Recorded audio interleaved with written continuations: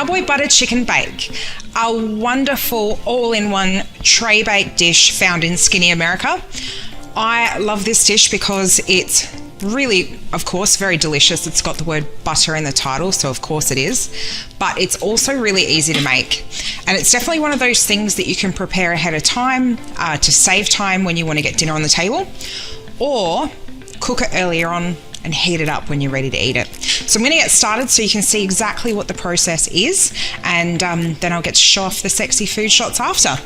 We've got the oven preheated to 180 degrees. Now that is fan forced. We're going to chuck our garlic and onion into our Thermomix. Now if you don't have a Thermomix, don't worry. We have conventional cooking methods for you too, so that you can enjoy this one as well.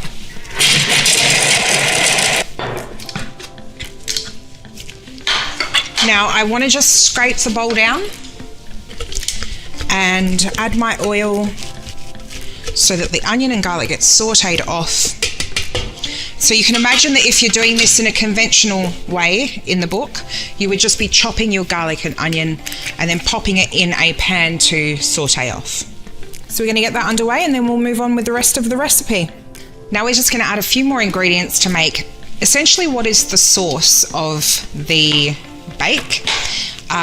So we got some water here.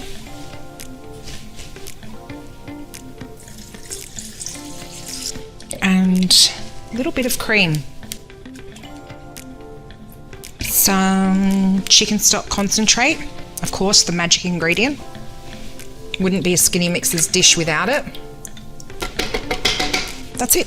Now we're going to cook that for 6 minutes. Now in the meantime, while that's cooking away, you want to brown your chicken fillets in a pan, and I'll show you exactly how I do that as soon as I get this on. So now we're going to brown off our chicken. Now, a great tip for saving on having to do dishes is popping your chicken into the baking dish that you're going to use for this next step.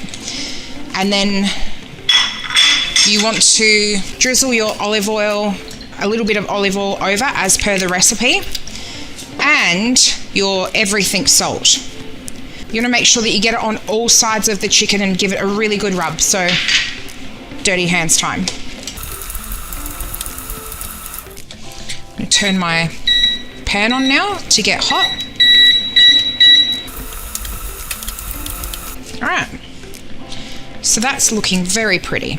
I'm just going to sprinkle the rest of my rub over. And now I want to pan sear my chicken thighs for about 3 minutes on each side. Now we do this just to give them a bit of colour so that they look better in the final product, and you've got little bits of cooked charred chicken as opposed to kind of like a stewed meat. Of course there's one that doesn't quite fit like that, and I'm going to go wash my hands. So I'm going to give these a nice flip. You can see that they're starting to get colour on them. But the idea is that you're not actually cooking the chicken at this stage, you are just browning it. Spread my rice out now over the base of my dish evenly.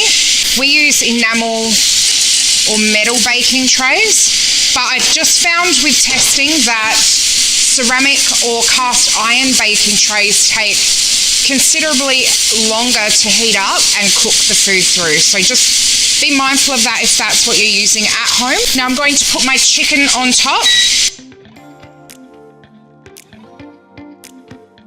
We have our pumpkin cubes that we prepared earlier, and I'm just going to kind of evenly pop those around the chicken in the little spaces that you can see on top of the rice. Now I'm going to pour the liquid that I made in the Thermi earlier over this.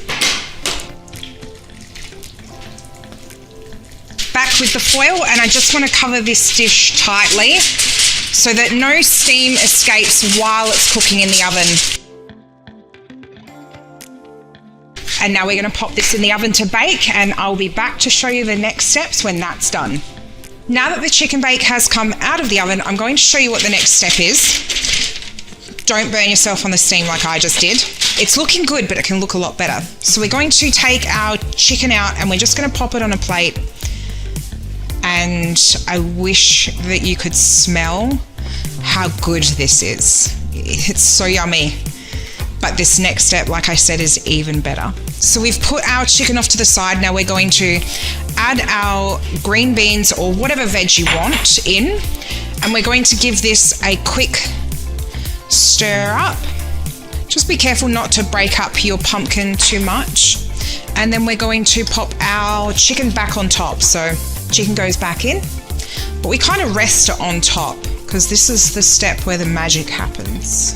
Now, this is where this recipe gets its name, Cowboy Chicken Butter.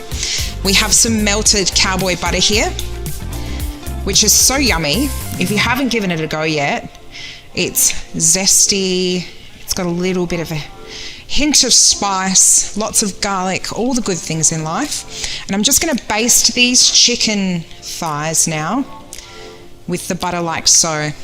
And that's going to make them go beautiful and caramelized in the oven. Perfection. So now this is going to go back in the oven just to finish browning off and caramelizing, and then we're going to have dinner on the table. So check back in shortly. So about an hour later, I have this beautiful dinner ready to go on the table. I know it's going to taste great because the smell is heavenly. Tray bakes are super popular in the Skinny Mixers community, and I love that this one is all in one. Give it a go and let me know what you think.